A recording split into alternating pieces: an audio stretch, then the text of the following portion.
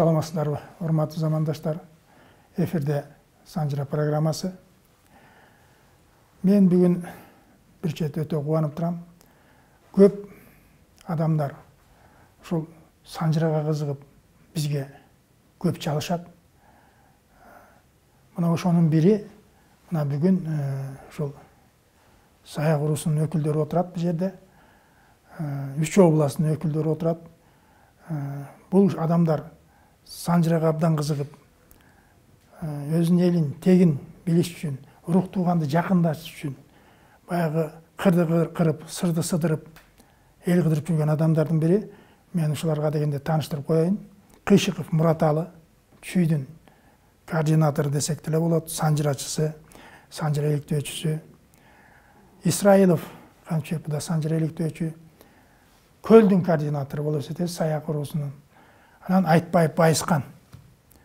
Биздин дагы санжыра иликтөөчүбүз, бул нарын, жумгал, баардык жагын тейлеп, кыргыз элинин ичиндеги Саяк уруусунун санжырасын толуктап жүргөн адамдардын бири. Негизи эле, урматтуу замандаштар, бүгүн бир өзгөчө бир учур болуп турат. Анткени өзүңүздөр билесиздер, санжыра тууралуу өтө көп китептер чыккан, бирок өтөнүн баары чачырашкан, аралашкан да. Бул ушул Саяк элинин азаматтары мына 3 адамды 3 областтан шайлаган экен. Бул адамдар санжыраны сыртынан эле эмес, жакшылап тактап, барктап, сактап жүргөн адамдар. Булар изилдеген, түздөгөн санжыра, мен ойлойм, көп суроону жаратпаса керек деп ойлойм. Мына бүгүн мына ушул 3 областтын кураторлорун чакырып биз маек куралы деп чечтик. Мына эл кыдырып жүрөсүңөр, жок дегенде мен билишимче бир баш аяк 6 айдай болуп калды го дейм. Изилдегениңер. Даже 1 жыл болуп калды. 1 жылдан ашып калдыбы? Ооба. Көп эмгек деп жаздыңар. Силер өзүңөр ушул санжыранын кандай деңгээлде экенин дагы өзүңөр бир сизе карап көрдүңөр. Элдин маанайын көрдүңөр. Мына эл чалып атпайбы? Ушундай жакшы маанай болуп атат. Бизди дагы тартсаңар, буланчаны тартсаңар деп айтып каласыңар, урматтуу замандаштар. Санжырачылар келсин. Мына ушинтип могунтип изилдеп тактаса чыгабыз. Саяк уруусу санжырасын жакшы билип, өркүндөтүп, түздөп алды десек жаңылбайбыз. Мына бүгүн мына 1 жылдап изилдеп жүргөн адамдар көп ажырымдарды тапты. Мындан 40 жыл мурунку чыккан санжырадан дагы ажырым таап атат. Акырындап түздөп келатат. Мен ойлойм, бул абдан туура иш.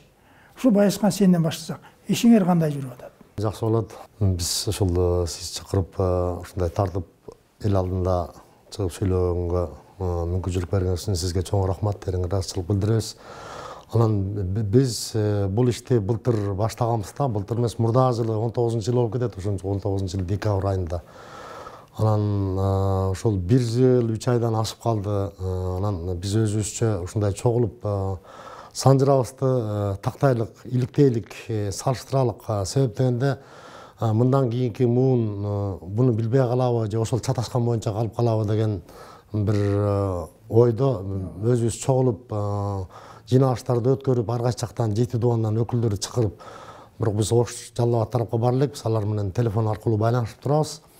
Анан ошол бир курамы 6-7 кишиден турган бир экспедициялык топ түзүп, ушундай кеңешкенбиз. Бардык дубандарда жашаган саяктарга барып кайрылалык. Өздөрүнүн санжырасын өздөрү жакшы билет, тактайлык, чоң энелерден, чоң аталардан уккан санжыраларды, анан жанагы санжыралар көп вариантта боло берет экен. Баягы атабыздан, чоң атабыздан уктуп эле жазылганча, биз ошолордун баарын салыштыралык, тактайлык, туурасын жазалык деген таризде мына быйыл 3 айдан бери Чүй областындагы жашаган бардык саяктарды мындайча айтканда үймө-үй, түтүнмө-түтүн кыдырып атабыз. Жазып бергиле, биз ушундай китеп чыгарабыз, ошол жерге бешикте жаткан балаңардан бери кирсин. Кээ бирөө 150 жыл, 200 жыл келип калдык мындай деп, ошолордун да ар кайсы жактан угуп атабыз да, кандай себептен келип калган, кээ бирөө тайларына кетип калган. Ошолордун баарын санжыраларын биз тактап берип, анан элдин кызыгуусу улам күндөн күнгө артып атат да. Анан былтыр ошол кыдырганбыз, Чүйдү дагы, Чүйдөн баштап бир 5-6 айылга барып. Анан көлдүн санжырасы бир 89 80-90%га тагыраак. Анан көлдө 5 күн жүрдүк да. Ошол биз жөнүндө кабар жете элек жерге барып тактап атабыз. Мисалы бул Балыкчыдан аркы Жаркынбай деген айылга, Таштак айылы да илгерки. Ушул жерге жерин саяктар турат, булардан Шыкмаматтар турат. Алар да ошол санжыраларын бизге улам-улам чогултуп берип атышат. Мына бул жерде ошол Шыкмамат жанагы Беш ата Кожаяр 11 айылдан турган ушулардын санжырасын кээ бир жери дагы тактар элек. Бул эскис модели да. Анан Жумалда курактар бар, көлдө курактар бар, тоңдо. Анан ушу көлдүн башы кең сууда курактар бар, анан тетигил Кетмен төбөдө да курактар бар да. Бул курактар бул чекир саяк куртка түгөлдөн тарайт. Ошол түгөлдөн түгөл атабыздан Маңгыт, Маңгыттан Курмангожо, Курмангожо атабыздан Күнтууду, ушу Күнтууду атабыздын экинчи зайыбы, экинчи энебизден Ниязбек Сакачүкө деп тарап кетет да. Мына ушул жумгалдык балдар дагы ошол өздөрүнүн бул чүкөдөн жолдош. Жолдош атабыз 6 айыл алыптыр да. Ошонун бир ошол жолдош линиясын берген санжырасы биздин колубузда турат. Мына бул жерде. Бул жери болсо кең суудагы кургак уруусу жана алардын жумгалдан ооп келиши бүт санжырасынын баары жазылган. Толукбай деген тууганыбыз бар. Ошо кең сууда 127 түтүнгө жетип калыптыр. Алар да санжырасын бизге беришкен. Булар болсо жанагы жумгалдагы чүкө уруунан тарагандар. Мына кургак деп атпайбызбы? Кең сууда кургактар бар. Биз жанагы Сакачүкө Ниязбек деп атпайбызбы? Күнтуудан Сакачүкө Ниязбек. Ошонун үчөөтүң эле барган эмес, ошол кайсы барган аталык? Балдары. Чүкөдөн Болот, Чүкөдөн Сарт, Жолдош, Токтомат, Болот, ошо Болоттон Бегалы батырдын урпактары ошо кең сууда да. Ошо Бегалыдан тарагандар, кургактар. Карабарчын Бегалыда. Тиги үчөөнү айтып, анан кийин. Бегалыдан урпактар кетет да. Жанагы биздин белгилүү Түгөлбай Сыдыкбеков менче кургак. Туурабы? Кең сууда. Мына ошону түшүндүрүп коюшуңар керек да. Эми биздин максат ошол эле да. Силер жанагы санжыраны тактап, сактап жакшы билесиңер. Силердин максат бул санжыраны саясатташтырбай, баягы. Макул, анткени силер эл кыдырып жүрөсүңөр. Бирөө туура эмес түшүнүп калышы мүмкүн. Баягы бул саяктар өзүнчө бир саясатты. Жок, саясат эмес. Силердин максат санжар саясаттан алыс болсун. Мына ушуларды бириктирүү болгон. Мен жана суранганым ошол болчу. Силер ошол жанагы биз жана айтып жүрбөйбүзбү мисалы үчүн? Жаныбек тобу, Жакыпбек тобу, Жапар тобу деп. Баягы аталыкты билбей калгандай булар топко бөлүп койгондо, ортодо калып калышканда, мына ошону жана кургактын жанагы кимисинен тарады деген сөзүн ошону. Бул Сакачүкө Ниязбек деп атпайбы, чүкөсүнөн тарайт. Чүкөдөн ошо Бегалы бар, мына ошодон тарап калганда. Кургак деген сөз эмнеден келип чыккан? Кургак ошол Күнтууду атабыздын кийинки зайыбынан Сакачүкө Ниязбек жаш кезинде тың болушкан экен, анан багы уур кески айлыбызга тийбесин, чаппасын, малыбызды деп анан бир вариантта кургак талпакты сабайт деген, анан жана баканды да сабап союл менен туура ууру тийбесин деп ушундай кесинде бир чуу чыгарып турушчу экен. Ошондон кургак аталып калганда кургак деп аталган. Бизде суроо берип атат да. Кургак деген үчүн аталган деп. Биз билебиз, бирок жалпы эл билбейт да. Бирок чынында бул Сакачүкө Ниязбек кыйын кишилер болгон да. Балдары тың болгон, жана уурулар айтып да, булар уктабаган эл го. Бири-бирин сабашып эле тарсылдашып эле жатышат деп чочуп кетип калышкан да. Мына ошо кургак деген ошондой. Бул суроо. Муну биз айтып койдук. Жакшы. Биздин максат мына ушул. Кең суудагы кургактар кимден тарайт деген сөз. Баары айтып атпайбы, кимден келген? Ниязбектенби? Сакаданбы деп? Жок, Чүкөдөн келген. Аягында келип жана Бегалы келип атпайбы? Мына ушул максат. Мына бириктирдиңер, бул абдан жакшы.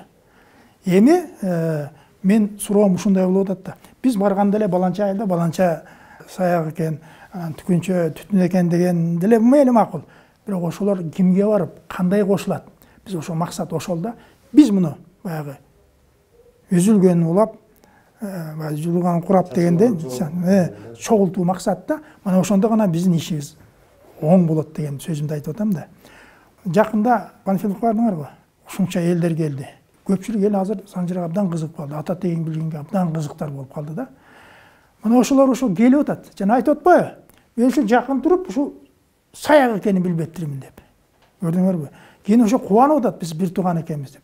Эми силер эми ошону кошсуңар керек да. Ошо силердин максат ошо дегеним болчу да. Мына Жумгалдын координатору дейбизби? Жумгалдан баягы тандалып чыктың. Чүйдөн талданып чыкты деп айтсам болот. Мына Кабат укуму Камчыбек ажы. Мактап эле татыктуусуңар. Илгери санжырачылар китеп жазып атам, ата тегиңди берчи деп коет. Анан карап көрсөң, мен эсептеп, азыр биздин максат эмне? Биз баягы эсеп кысапты билебиз да. Сүрүштүрүп көрсөң 1750-1770 экенин сүрүштүрүп көрдүм. Ошондо максат Анарбек анан Бакыт деп жүрөт. Мен суродум, бул эмне? Ошол учурда эмне максат Анарбек Бакыт деген аттар болду беле? Ой, ата тегин берип атпайбы? Берип атса караш керек да. Мына ушинтип биз бузабыз да. Эми суроо мына ушундай болуп атат да ким? Байыскан. Биз башынан баштайлы. Жакшы, мына кыдырып атат. Биздин максат ушу элди бириктирүү, түздөө болуп атат да. Эми саяк. Эмне үчүн казактар силерде айтып атат? Бул казак Шапыраштын баласы депчи. Буганда биз убакыт келсе айтабыз. Шапыраштын Абак, Саяк, Ысык деген балдары болгон деп талашып атышат да. Күлөйгөн Саяк эли кыргыз элинин. Оросу казак болуп калмак беле. Намыс деген бар болсо аякта. Бул эч качан мындай болгон эмес. Туурабы? Булардын айтканы боюнча мындай болуп атат да, баягы Шапырашты аң улоого кеткенде Абак Саяк үйдө ойноп жүргөн бала болот да, душман келип колго түшүрүп кетет, Алтайга алып кетет дейт. Алтайга алып кетип, анан ошону жолдон Абак качат дейт да. Абак качып келип анан керейлерге жолугуп, анан ошодон үй бүлө күтүп, анан жанагы Абак казакта Абак керей деп коет. Ошо Абак керейге кирип калган дейт.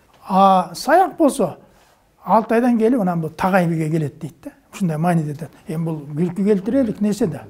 Мунун далили бар. Кээде ойлойсуң, ошон үчүн биз тактоого муктажбыз. Биз айтпай унчукпай койсок эле баягы эл күчөп отуруп кийин айтышы мүмкүн. Баягыдан унчукпай койдуңар эле, точно казак турбай деген сөзгө кетпейли да. Ошол эми илгери эле Саякты үчкө бөлгөн. Эч таарыныч болбош керек. Төл Саяк деген. Бул Жумгалда айткан. Көл Саяк. Кабат укуму ажыке билесиңер.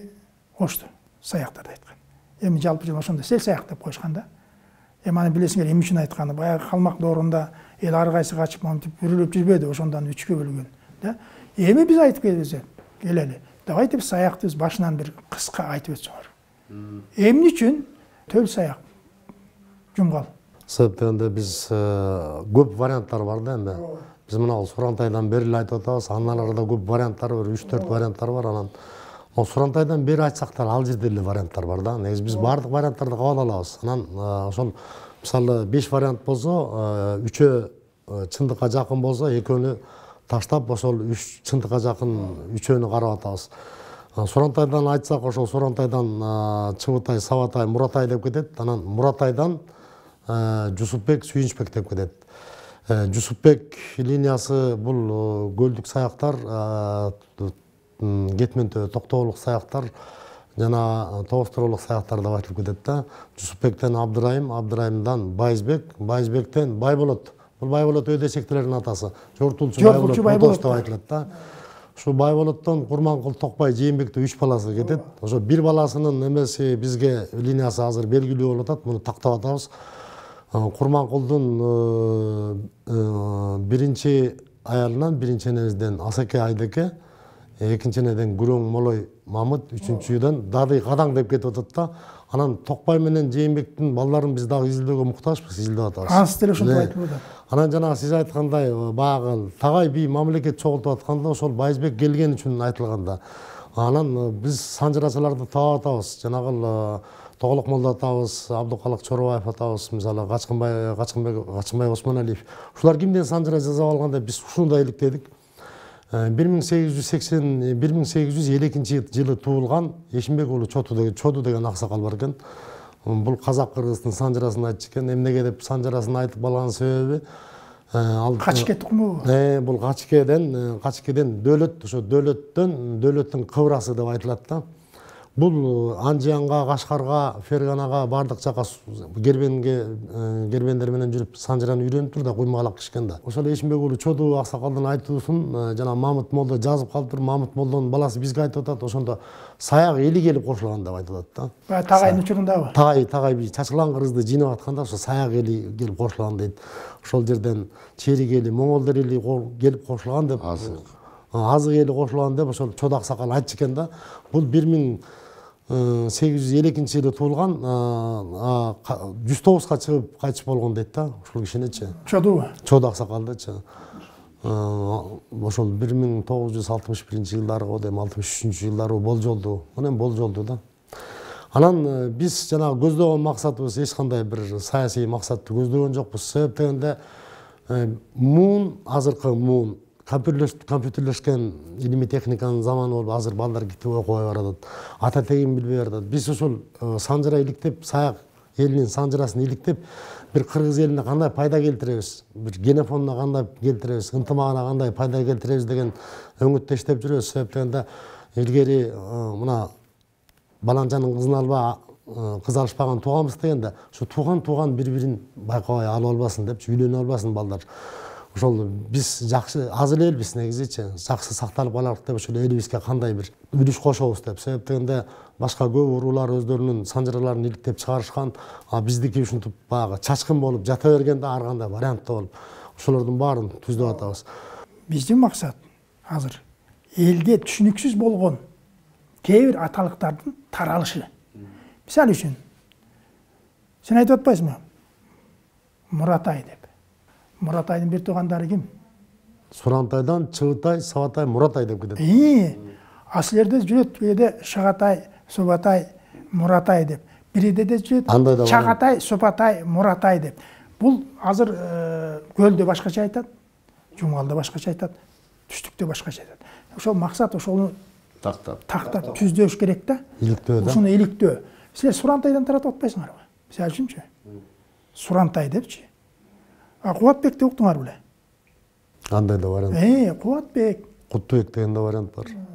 Ушундай да айтып жүрсүң. Куттубек, Жанчарбек, Сапарбек, Жыргалбай, мен астынан өйдө айтып атам.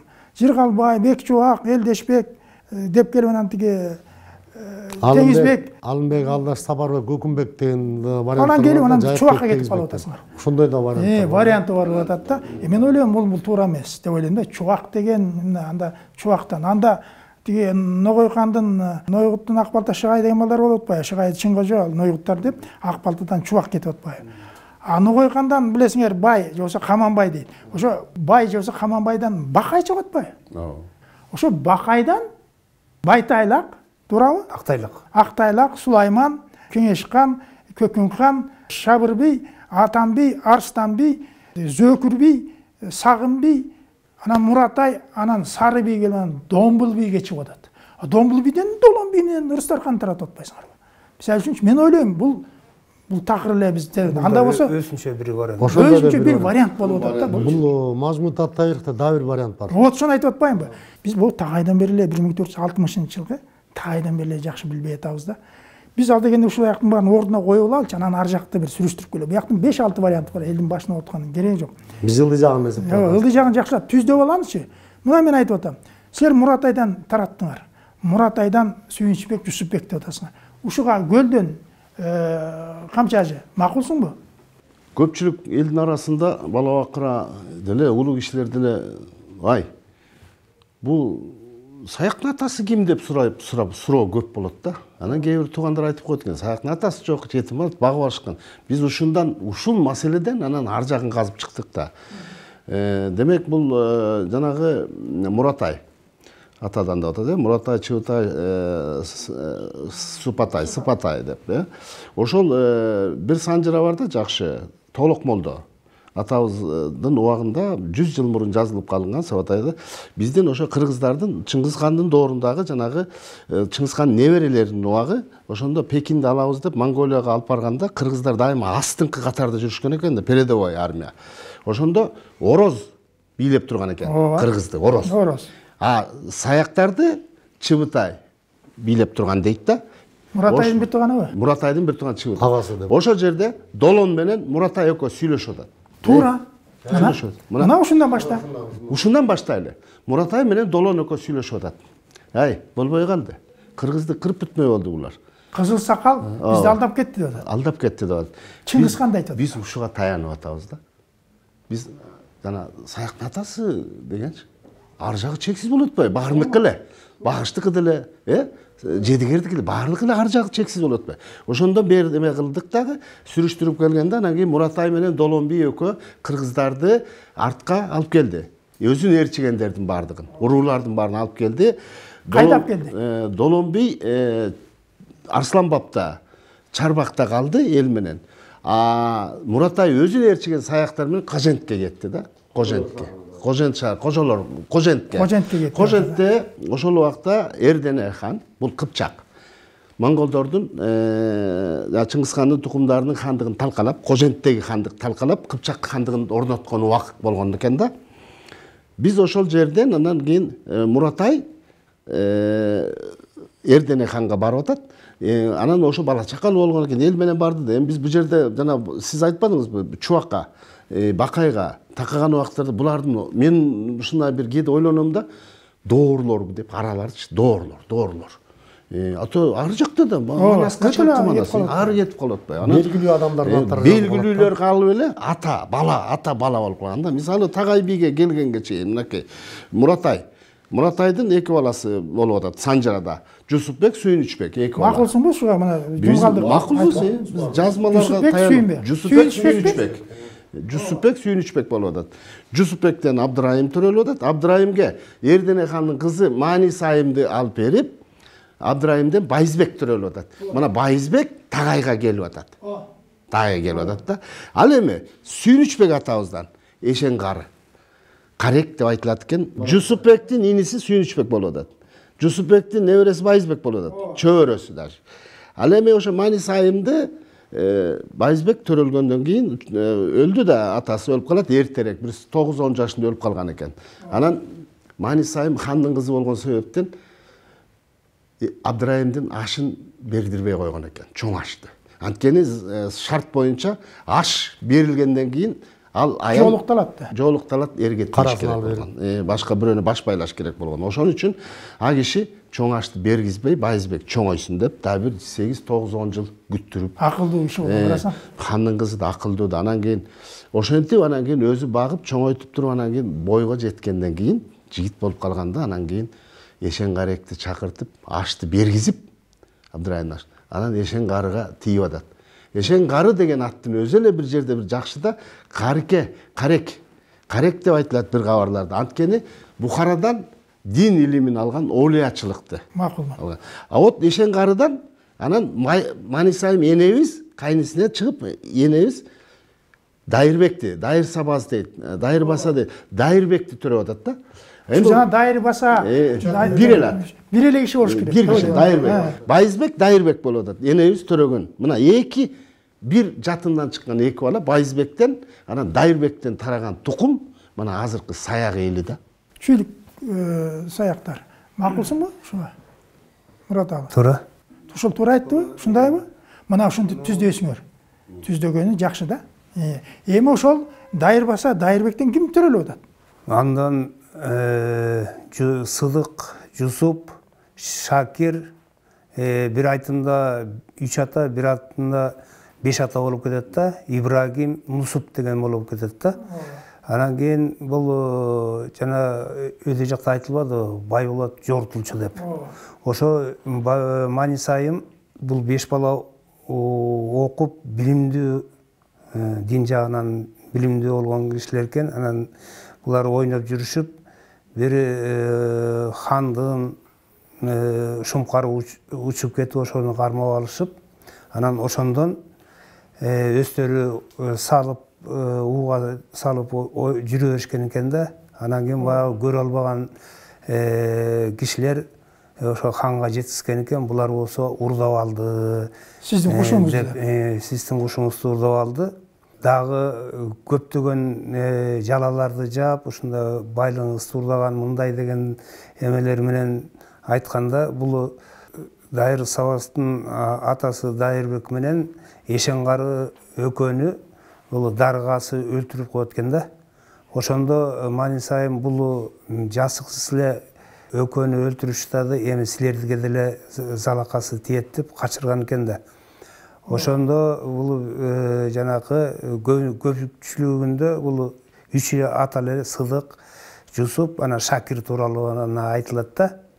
Анан ошол Түркістандын алды, Түлкібас деген жерде, ошол жерде 5 терек сайып дейт. Ошо мен өзүмдүн оюмча ошо 5 бала чогуу эле келсе керек да. Анан кийин 5 терек сайган үчүн, ошон үчүн 5 терек айыл аталып калды дейт да. Анан ошондой мезгилде Манисайым көпкө балдарын көрүп, неберелерин көрбөй калып, анан кийин бул Байысбектин уулу, Тон уулу Байболотту чакырткан экен да. Ушу балдар туугандарын менен бириксе экен, тапса экен деп. Анан ошо Байболоттуга тапшырып, анан Байболот ошо Түлкібастан 5 теректен айылдан барып эмесе, ошо антип барганча бир топ жыл өтүп кеткен го. Тигилер үйлөнүп жайланып, Сыдык менен Жузу экөө. Анан кийин Шакирди көндүрүп, анан Шакирди алып келген экен да.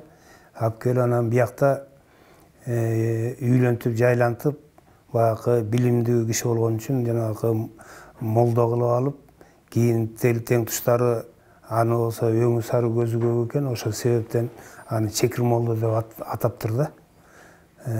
Чекир молдо деп атап, андан Чекир молдо атабыздан Куртка Түгөл деген 2 бала. Жакшы, кечирип коесуң, бер менен. Биз катары менен кетели. Мен эмне үчүн айтып атам жана төл саяк, көл саяк деп. Эмне үчүн биз эмени төл саяк деп айтабыз? Биз жанагы Молдо Шакир, Молдо Жусуп, Молдо Садык деп атпайбызбы? Муну биз көп жерде татар.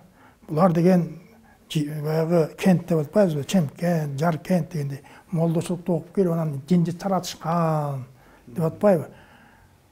Ачындап келгенде бул Дайырбастын балдары болуп атпайбы? Баягы. Мени бир эле таң калтырган нерсе, Дайырбаста ошондо түрү экен. Балдар уже окуп, билим алып калганда, Эшенгарада түрү турбайбы анда. Эшенгаранда даргасып жүрөт да. Макулсуңар Үч областын ошо айткан сөзүнө. Ушул туурабы? Ушул туура деп эле биз таңылабайбыз. Бирок Үч областын баягы меңеде туурасын туура деп жогун жок кылыш керек да. Жылы да туура чыгат. Жылдар менен дагы салыштырып атабыз биз. Туура. Жылдарын сүрүп атабыз. Эми бул жерде бир эле ооз сөз, биз эме жөнүндө кетип атпайбыз, саяк жөнүндө. Бу айтып калат, бу Садыкта үйлөнүп калган, чырыраак киши болгон. Баягы үйлөнүп барбайм деп коюп, бирок булар кайра көчүп келишти. Нусупта көчүп келди, кайда кетти булар? Бир айтымда бул Сыдыктын балдары ошол жерде Жусу экөөнүккө калып, кийин Сыдыктын балдары азыркы Фергана өрөөнүнө кеткен дейт да. Ошол жакта туруп калды дейт.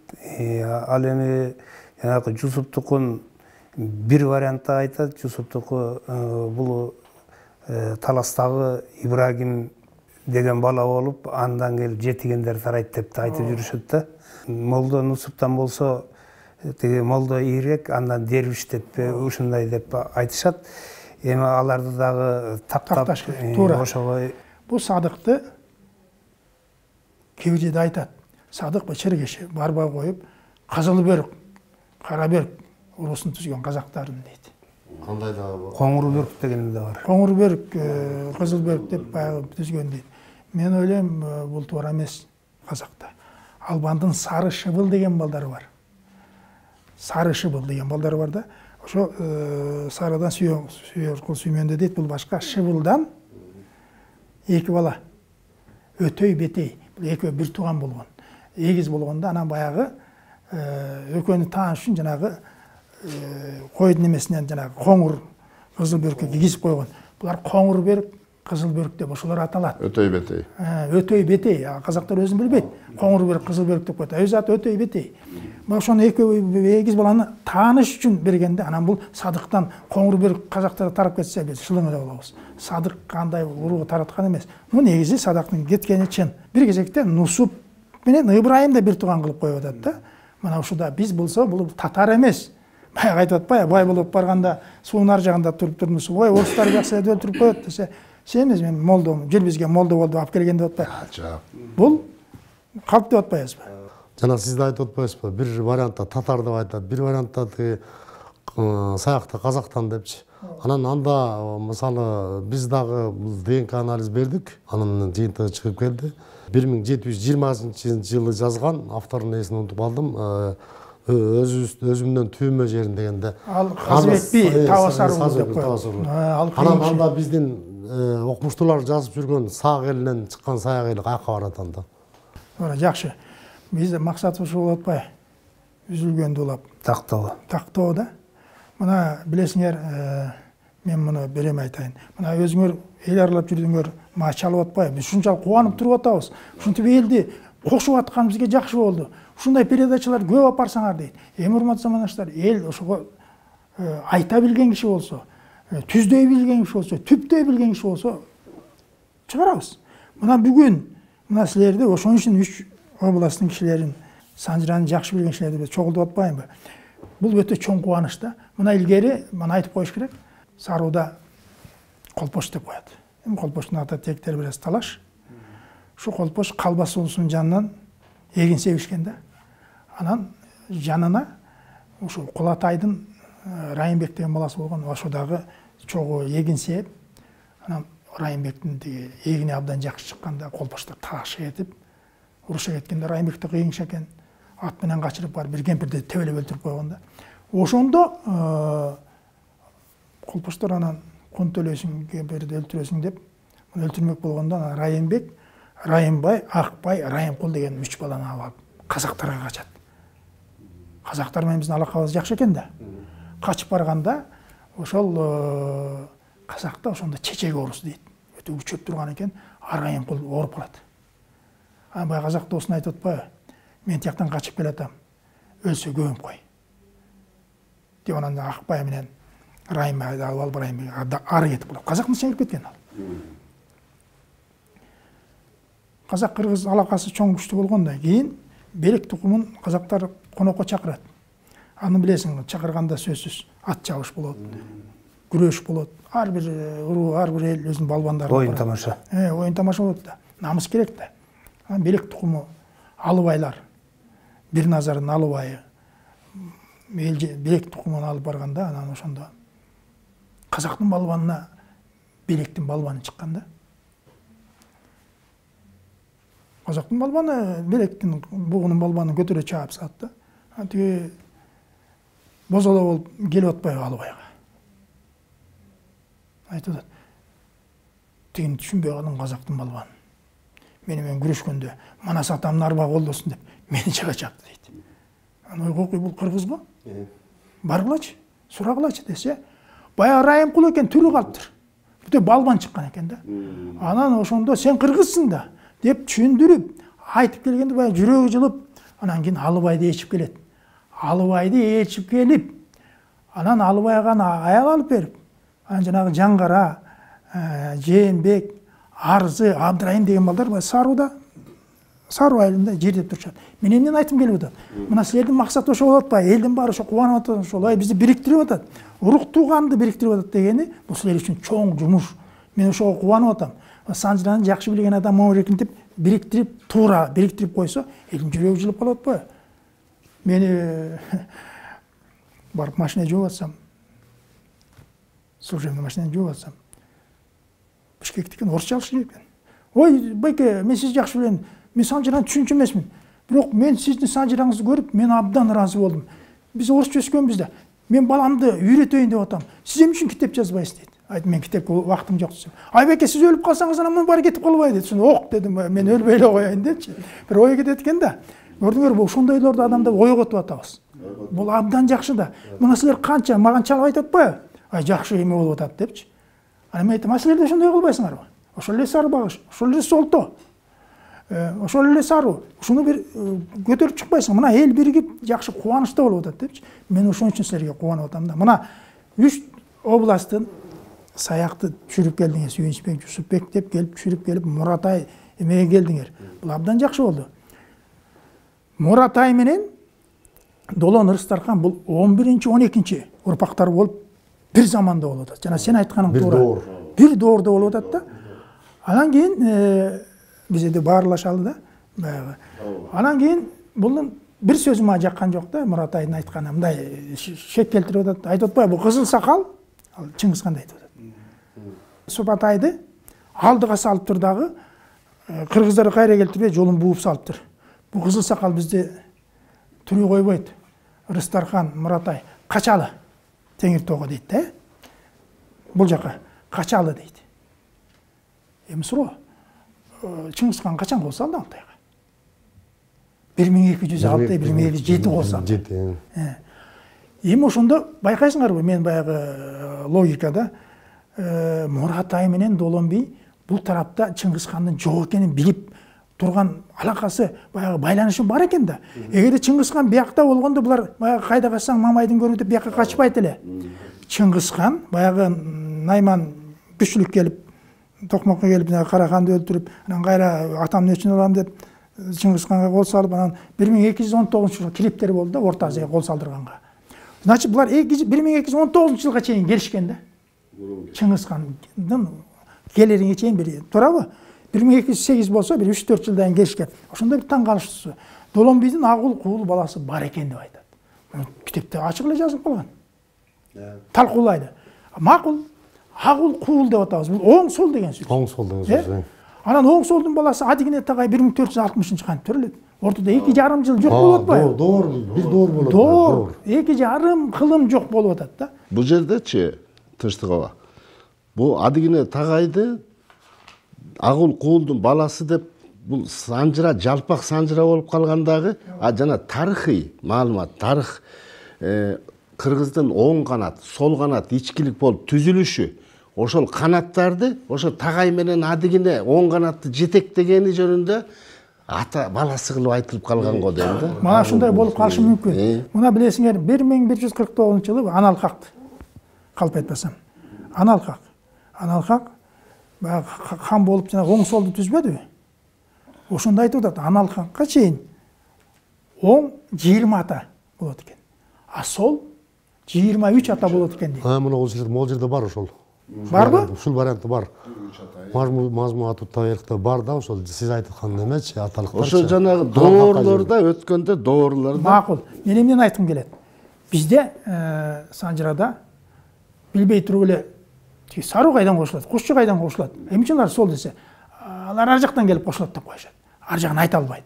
Жанагы Аналхакка чейин оң 20 ата, сол 23 ата деп атпайбы? Силер ушу Тагайдан бери санасаңар, мына сен Ажыке. Сен санасаң, санап атпайсың сен жана. Шоңор, Абдылда, Ысрайыл, Акмолдо, тиги деп келип, анан тиги Төлөккө деп келип, анан сен 15-16 ата болот. Макулсуңбу? Ооба. Мына бул чындык. Солто да 16, мына мага чейин 16 ата. Бугу деле 16 ата болот. Ам үчүн сол 24 ата. Жанагы Аналхактын учунда айткан туура. Оң сол деген сөз илгерки тиешелүү. Буган тиешеси жок. Ооба, ар жакка. Ар жакка тиешелүү да. Бир атадан кетсек, биз сана айтпаймынбы, 16 ата, 15 ата эле чыгабыз. Алла 24 ата кетет. Сол сөз. Демек, бул оң сол деген сөз, бул кийинки эле сөз. Теги Аналхактын учундагы оң солдор бөлүнгөн. Оң сол ички канат болду. Оюмда канатка. Согуштук эмеде. Жакшы. Эми мындай кылалы. Мына биз жанагы Санжыраны түзүп атпайбызбы? Келдик, Сүйүнчбек, Жусупбек, Эшенгара деп келдик, токтодук. Биз куртка түгөлдү жакшы эле билебиз. Ана Санжырага аз айтып керек жок, эл муну жакшы билет. Мен бир нерсеге токтолоюн. Мына биз куртка деп, мына силерде талаш болуп атпайбы? Курткада 3 куртка деп коет. Кээ жерде Санжырада айтып атпаймынбы? Кудайберди Акман деп турган кайра 3 куртка деп жазып атат. Бул башка жерде жазылат. 4 ата кылып жер. 4 ата кылып жер. Бир аталык 30 жыл болуп атат. Мында бир ата лишний болуп. Эмне үчүн? Куртка түгөл бир тууган болот атпайбы? Курткадан Кудайберди Акман. Мына Тоголок молда атабыздын вариантында бул 93-жылы редакцияланган. Курткадан 3 бала Кудайберди Акман деп, 3 өрөөндү ээлешти, бийлешти, 3 Куртканын балдары. Куртканын балдары. 3 тың чыкты, ошон үчүн 3 куртка деп аталып калды, лакап аты деп аталат. Макулсуңбу сен чүйдөн, көлдөн? Туурабы? Ооба, туура. Мен ойлойм ушундай, муну аталык кылып бөлбөш керек. Аталык кылып бөлбөйт. Куртканын 3 баласын 3 куртка деген, анан 3 куртканан кайра анан Кудайберди Акманды бир аталык 30 жылдан болот, бир аталык уже ашык болуп кетип атат. Мына ушунда түздөп койсоңор жакшы. Биз ошону жана 30 жылданчы орточо 30 жылдан кылып бөлүп атабыз да. Ошондо дал келип атат. Мисалы, Ажыке Байызбек Батырга 14-15 ата менен жетет. Биз дагы өзүбүздүн атабыз Дайырбек менен Байызбек бир тууган болгондо, биринеден эки атадан бирөө ак индин балдары. Дайырбек атабызга ушундай эле туура чыгып атат. Биздики жана муну атабыз. Ошону айтып атам. Көрдүңөрбү? 15-16 ата. Бул чындык. Бул солто да ошондой. Бугу да ошондой. Саяк деле мына ошондон келип атат. Эми бу Чүй областынын баягы координаторун айта сурайын. Мына силер бар Панфиловду текшердиңер. Ушул жерде мен угуп калдым, Досойдун урбактары бар бекен. Айтып койсоң, Досой деген ким? Элге жакшы түшүнүктүү болчу. Ким бул? Досой бул Бостердин баласы да. Бостердин Казак, Досой, анан Элтинди деген 3 баласы бар. Ошо Досойунан Ачалгы, Жакшыбай, Ботош, Эсенгелди дегендер болсо керек деп ойлойм. Ким ошол? Ошонун Кебекби дегенинен тараган урпактары ушу Панфилов районундагы Күрпүлдөгү айылында турушат. Досойдун ушул Карабалда жакта экени Кебек мерген деп айтып кеткен. Ал эмесин беришти бизге. Кебек мерген. Мына көрдүңөрбү? Булар Кашкелеңде да бар. Бул жаңы жер беле, тиги Кучуң боргонун ар жагындагы жаңы алышта да бар ошо Досойлор.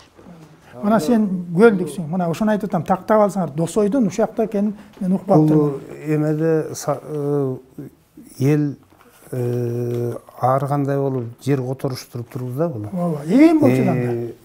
Кээ бирлери баягы тайкеже, эмелери бар.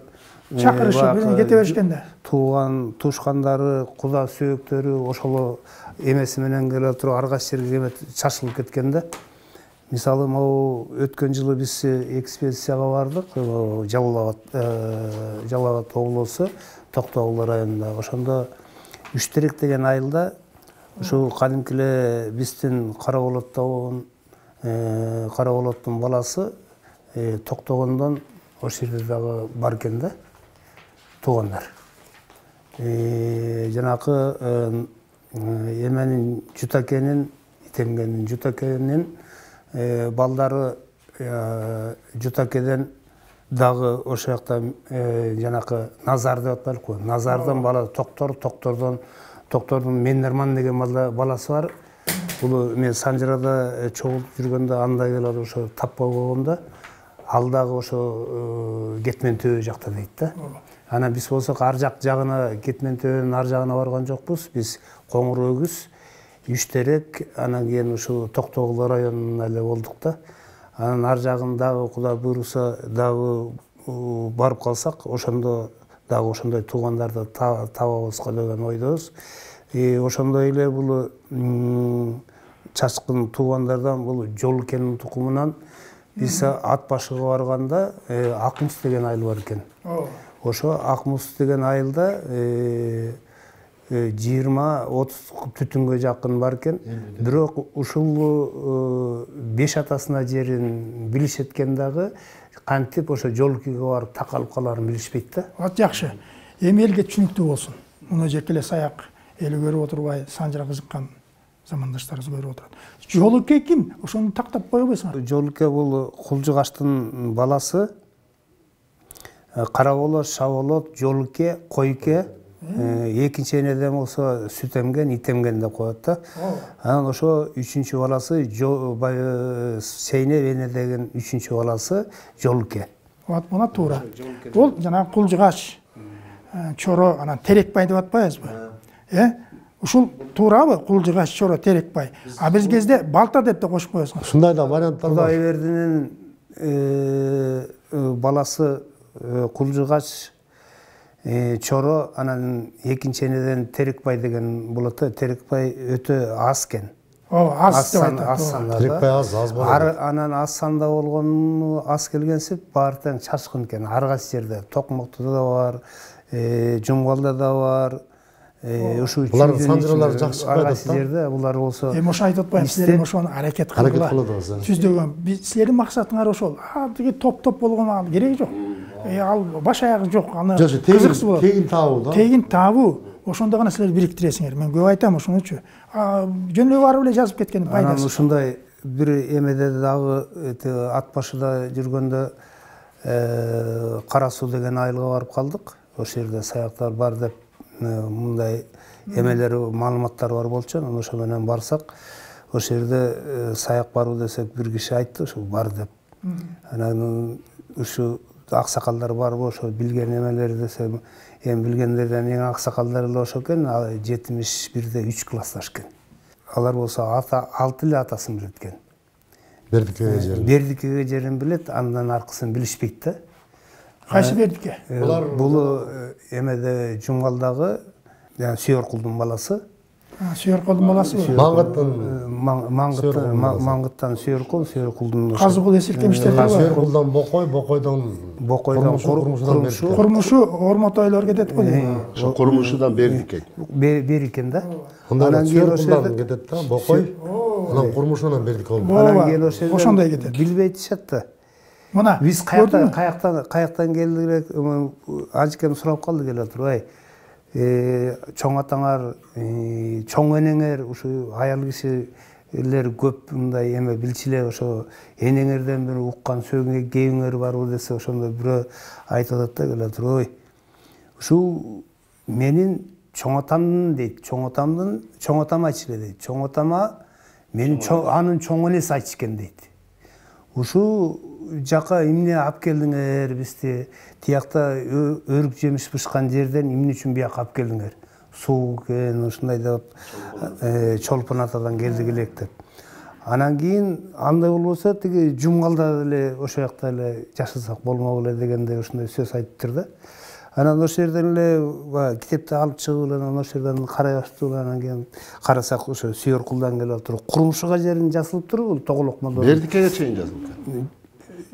Жо, Толук молдо. Курмушудан Бердике. 6-чы атасына жерин жазыптыр алардын. Жо, тигилердики 6-чы атасы эмеге жерин. Бердикеге жерин. Тоголок молдонун кулса Курмушуга жерин жазылыптыр. Жок, Бердикеге чейин. Мында турат мына. Курмушудан Бердике деп турат. Курмушудан Бердике. Бердике деп. Турандан Маңгыттан Сүйөркул, Сүйөркулдан Бокой, Бокойдон тигинкилер шак жабышып, Курмушудан Жабышып калды. Ай, мына силер Чолпон ата. Ушу 71-деги жаштагы ошо 3 кишини сүйүнгөнүн көрсөңүз, ушундай тимелер. Мына түзөгөндөн кийин мына бул жерден дагы суроо туулат. Жана бул Маңгыт алып келбеди беле? Эрешимден. Алып келгенде өзүнө жанагы Казыгул, Сүйөркул, Эсилкемиш катаган саяк деп атпайбы? Чындыгында саяк эле.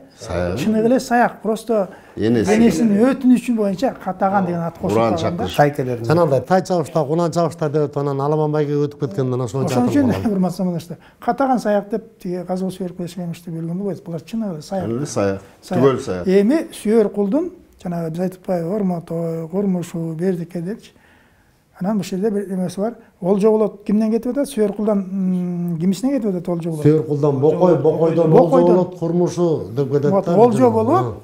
Ошол Эрт абылдыга жоокер болгон, ат кошчу болгон деген жер.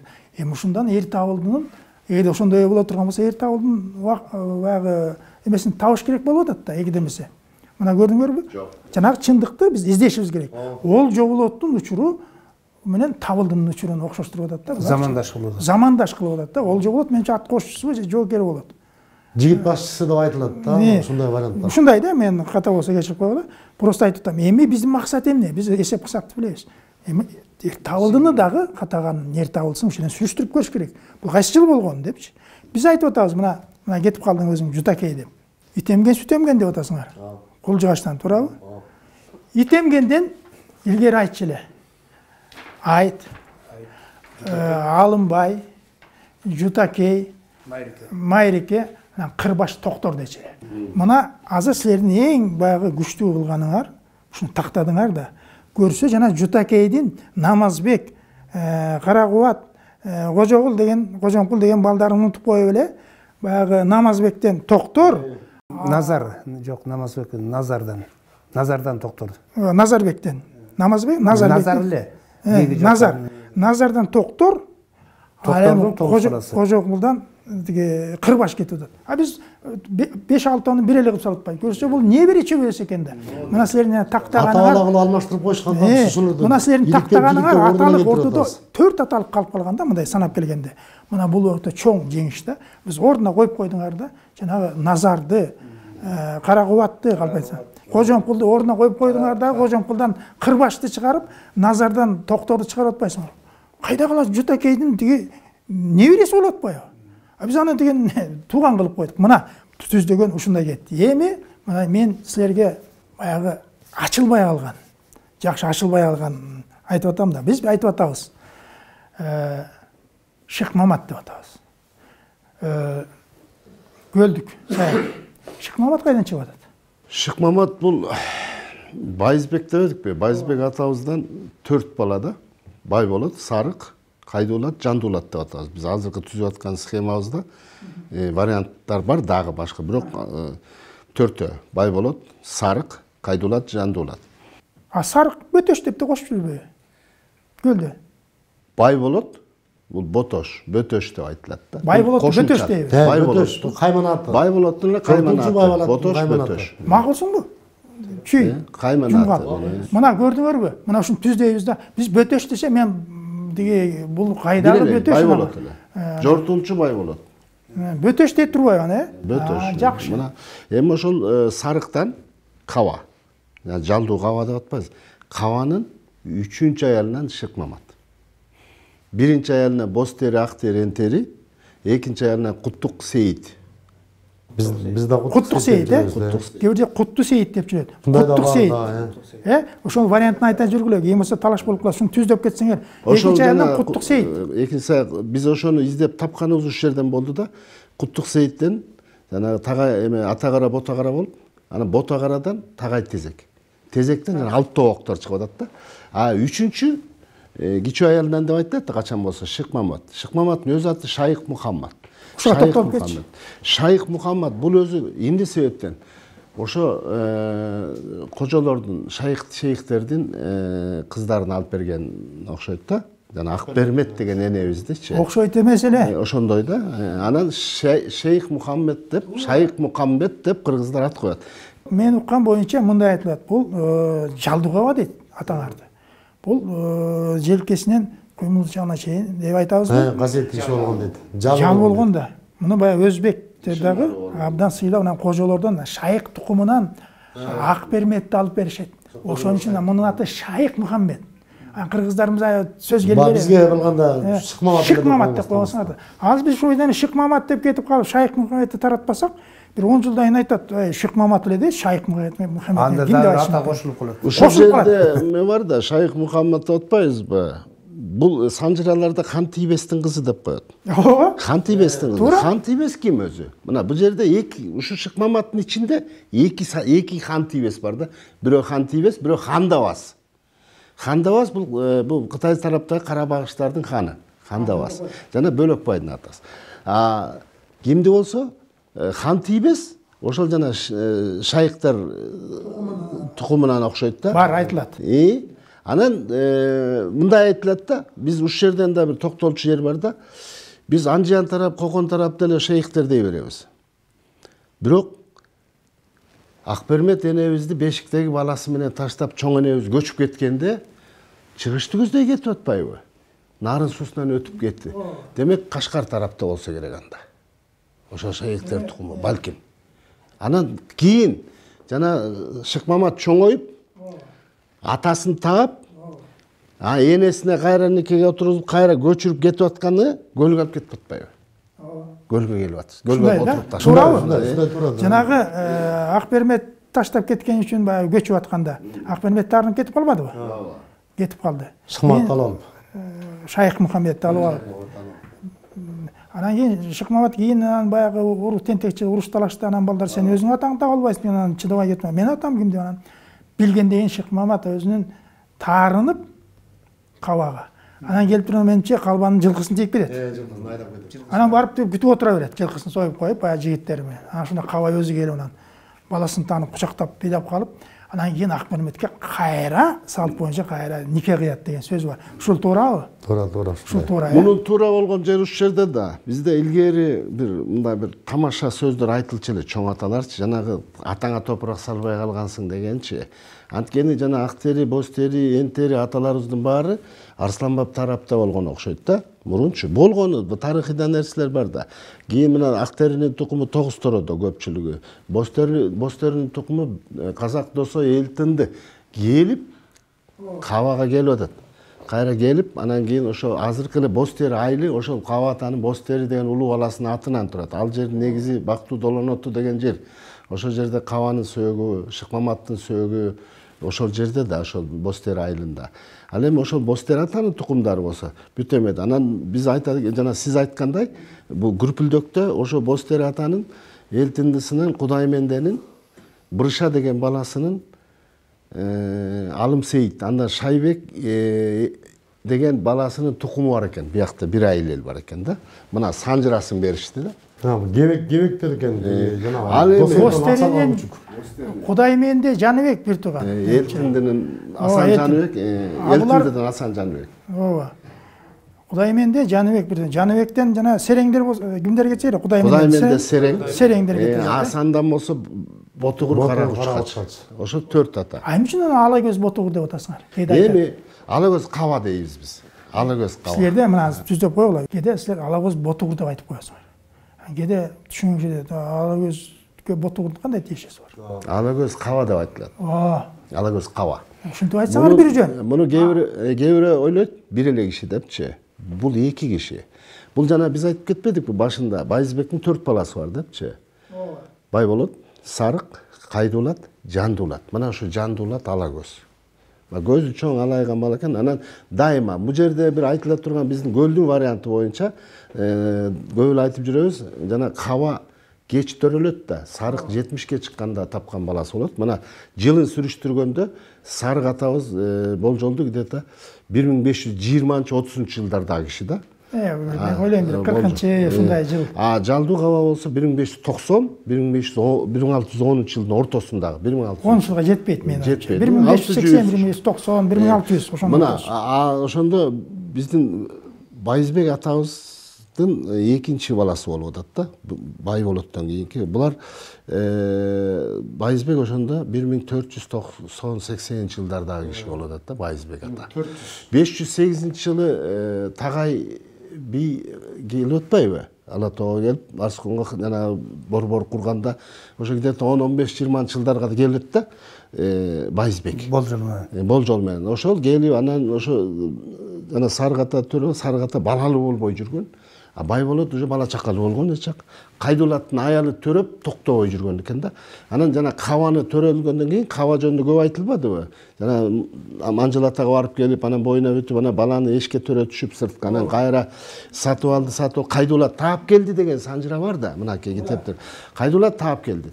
Була жана Жандуулат кичүү баласы окшойт да, кичүү баласы. Кайдуулат таап келди, Сарык Каба 2ге чыкканда байбичеси экөө өлүп калат келтиден. Кайдуулат Сарыкты, Кабаны багып атат.